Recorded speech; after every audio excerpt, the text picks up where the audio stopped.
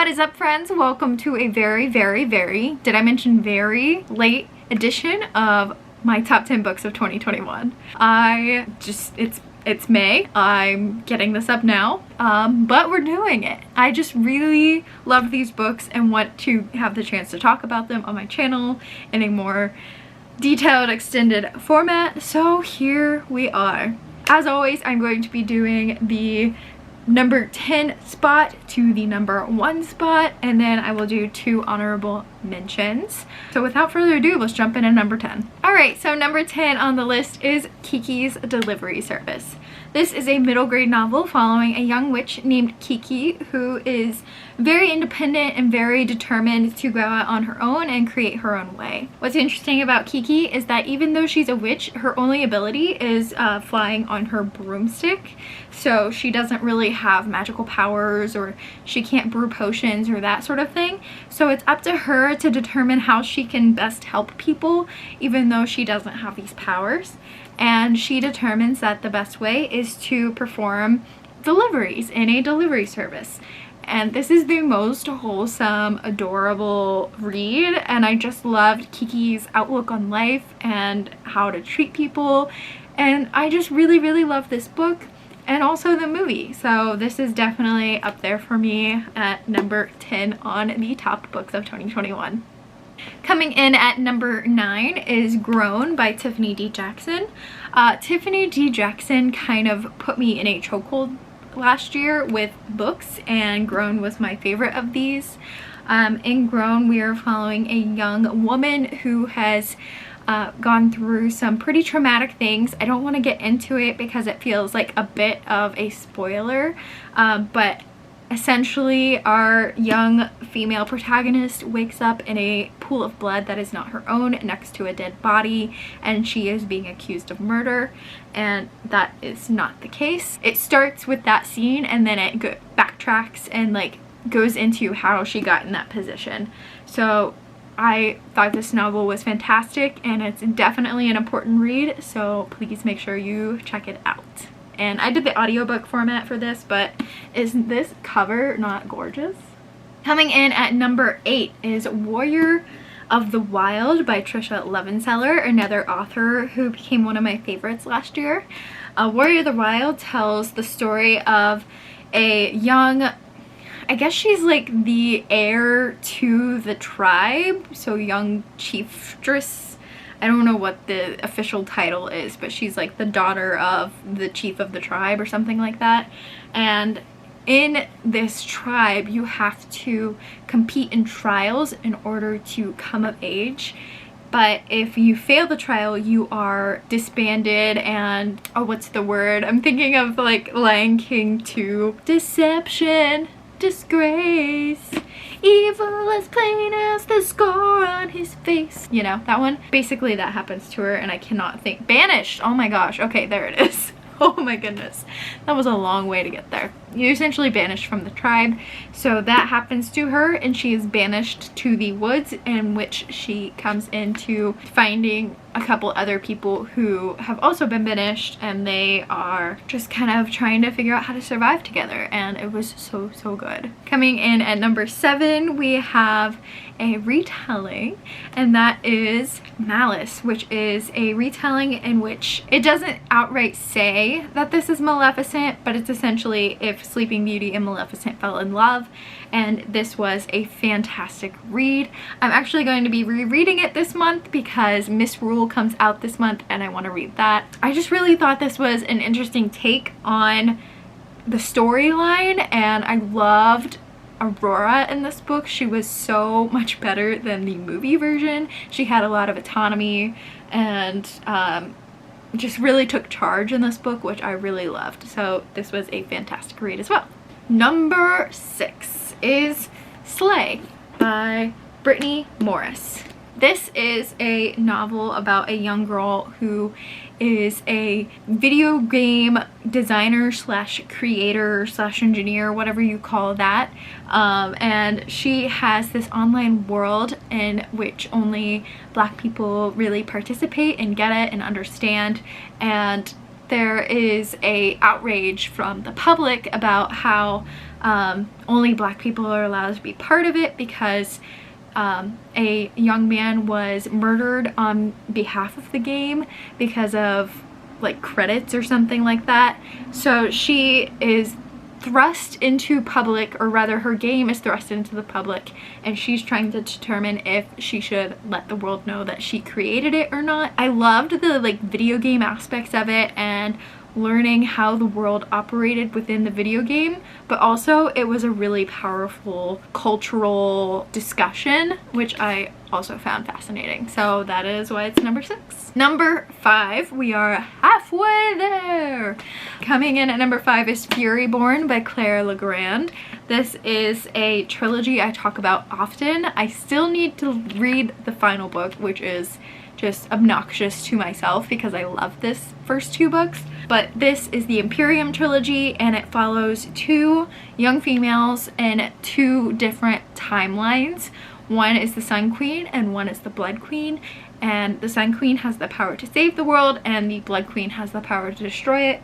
And throughout the book you're trying to determine which one is which, and it's a really interesting read in that aspect. But also Furyborn specifically has like the trial element and the elemental magic element, so it was just right up the alley of Megan's favorite things, so it's coming in at number 5. Number 4 is Red, White, and Royal Blue by Casey McQuiston. Casey McQuiston is another one of my new favorite authors.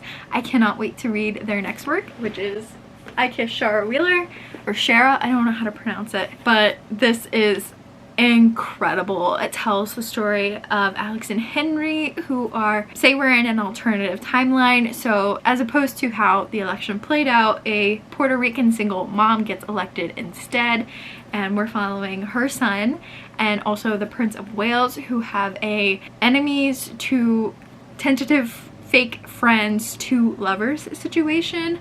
And what really made me like put this book in the top 10 was, or rather the top 5 because it's at number 4, is this is the first book to actually make me laugh out loud. Like, I audibly released laughter because of this book, and that never really happens. I find things amusing, but I never like audibly laugh at things. So the fact that this was able to do that is just top tier. So number 4. Coming in at number 3 is Light of the Jedi by Charles Soule. This is the very first book of the High Republic novels, and that is why it's in the top 3 for me. If you have been following my channel, you know that I have been reading through a Star Wars experience. So I am doing all of the adult novels, all the middle grade novels, all the young adult novels, all the comics, all the manga, all the TV shows, all the movies. I'm even considering implementing video games to this, and this is what started it all. I love this book so much. We are following the Great Disaster, which is a spaceship has blown apart, and the fragments of that spaceship are randomly being exported from hyperspace into like livable space for these planets. And our Jedi are on a path to save them all, and I love it so much. I really don't know what else to say about it, but this book means so much to me because it started it all for the Star Wars experience for me. So also, if you're wondering where I'm at now in my experience, I am currently in the Qui-Gon Obi-Wan era. Next up is number 2, and number 2 and number 1 were a little bit hard for me, but I think I settled on it. Number 2 is The Shadows Between Us by Trisha Levenseller, another Levenseller book. In this, we are following a young girl who is very ambitious. She has determined that in order to prove that she is worth something, she's kind of been in the shadow of her sister forever, and her dad loves her sister more, that sort of thing. She has made it her mission to, hold on, I feel like this thing says it best. Alessandra is tired of being overlooked, but she has a plan to gain power. 1, woo the Shadow King. 2, marry him. 3, kill him and take his kingdom for herself. I mean, who could ask for more, honestly? Because that's incredible, and it played out exactly how I expected it to, or rather how I wanted it to. So incredible, yes. And it's a standalone, so it's really nice. Let's do the honorable mentions real quick, because build the suspense to number 1, you know? Okay, so honorable mentions, number, I guess, 11 and 12. I don't really know which one is which, so I'm just going to do the one I don't have currently in possession. That would be House in the Cerulean Sea by TJ Klune. This is a fantastic adult fiction novel in which we are following a social worker who has to go to a house where he works with paranormal children and make sure that they are not affecting the world. But it really delves really well into like stereotypes and judgments and like how those sort of things aren't okay. And it was just incredible. I don't know what else to say about it. It made me laugh, it made me cry. I loved this book. And our other honorable mention is An Ember in the Ashes by Sabathir. Honestly, this could have been my favorite book of the year, but I did not enjoy the rest of the series, which kind of diminished the first book for me, unfortunately. But I loved this first book. Probably one of my favorite books of all time if it was like a standalone or if I liked the rest of the series. We are following Lila and Elias. Lila is kind of this peasant rebel person who infiltrates the capital as a slave spy, and it just had so many elements I loved. And then Elias is part of the like army capital people, but he's having second thoughts about being part of that. It was an amazing book. I just really wish I loved the rest of the series, but this book by itself is chef's kiss.